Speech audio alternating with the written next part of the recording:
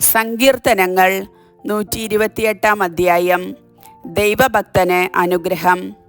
കർത്താവിനെ ഭയപ്പെടുകയും അവിടുത്തെ വഴികളിൽ നടക്കുകയും ചെയ്യുന്നവൻ ഭാഗ്യവാൻ. നിന്റെ അധ്വാനഫലം നീ അനുഭവിക്കും. നീ സന്തുഷ്ടനായിരിക്കും.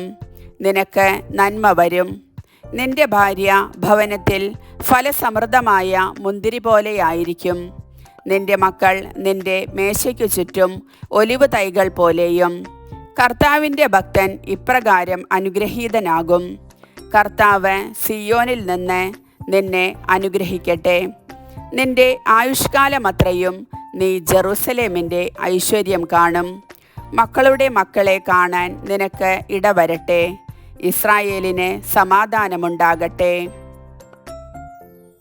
കർത്താവിൻ്റെ വചനം.